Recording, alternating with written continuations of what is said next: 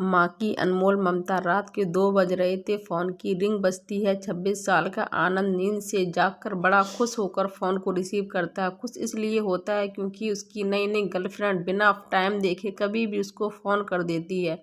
Phone की दूसरी तरफ से आवाज़ आती है, जन्मदिन मुबारक हो बेटा, आज मेरा बेटा पूरे 26 साल का हो गया है, मैं बहुत खुश हूँ।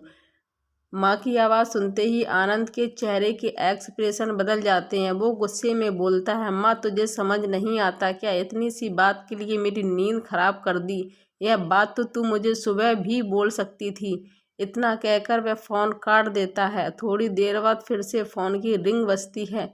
आनंद फिर से फ़ोन उठाता है और इस बार फ़ोन पर पापा होते हैं। आनंद इस बार आराम से बात करता है। थैंक यू पापा, आपने मुझे बर्थडे विश करने के लिए फ़ोन किया, वो भी इतनी रात को। पापा कहते हैं, नहीं बेटा, मैंने तुम्हें मुबारकबाद देने के लिए नहीं बल्कि ये बताने के लिए फ़ोन किया है कि तुम्हारी माँ बिल्कुल पागल है। वो इतनी पागल है कि पिछले 1 महीने से मुझे हर दिन तेरा बर्थडे याद दिलाती आ रही है। वो इतनी पागल है कि तू हमसे सैकड़ों किलोमीटर दूर है, फिर भी उसने यहाँ पर खुद अपने हाथों से तेरे लिए केक बनाया है। ऊपर से ये जिद कर बैठी है कि जब तक तुझे विश नहीं कर देती तब तक ना खुद खाना खाएगी और ना मुझे खाने देगी। आनंद सब ध्यान से सुन रहा था और उसे ये महसूस भी हो रहा था कि उसने अपनी माँ को फॉर ग्रांटेड ले लिया था। वो बोला, नहीं पापा, बिल्कुल पागल नहीं है माँ। पापा कहते हैं, नहीं बेटा, तू अपनी माँ के पागलपन को नहीं जानता, मैं जानता हूँ। वह तो 26 साल पहले ही पागल हो गई थी जब डॉक्टर ने उसे कहा था या तो हम बच्चे को बचा सकते हैं या आपको। उसने बिना 1 सेकंड भी सोचे बच्चे को बचाने का फैसला ले लिया और मुझे भी कसम देकर उस फॉर्म पर साइन कराने के लिए मना लिया था जिस पर लिखा था कि उसकी ज़िंदगी इस ऑपरेशन से दुख दो तो कोई बात नहीं, लेकिन भगवान को दुख देना गुनाह ही होता है और माँ भगवान से कम नहीं होती।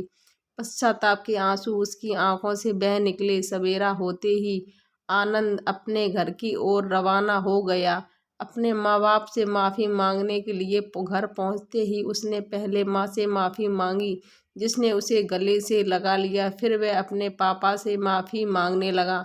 पापा ने कहा, कोई बात नहीं बेटा, जा तू वापस चला जा। तेरी माँ हमेशा कहती थी कि तू उसे बुढ़ापे में संभालेगा, लेकिन मैं उसे समझा दूंगा जैसे आज तक मैं उसे संभालते आया हूँ, वैसे ही आगे भी मैं उसका ख्याल रखूँगा। उसे भी यह समझ लेना चाहिए, जो बेटा उसके एक फ़ोन करने से परेशान हो जाए वह उसे उम्र भर क्या संभालेगा। बाप की ऐसी कड़वी बातें सुन आनंद की आंखें बहने लगीं। वो सर झुकाई अपने बाप के सामने चुपचाप खड़ा रहा।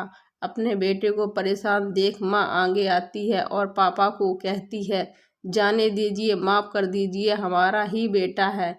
माँ की ममता का मोल ना कोई लगा पाया था, ना कोई पाएगा। 9 महीने प्रसव की पीड़ा सहन करके हमें नई जिंदगी, नई दुनिया में लाने वाली माँ ही हमारी हर गलती को माफ़ कर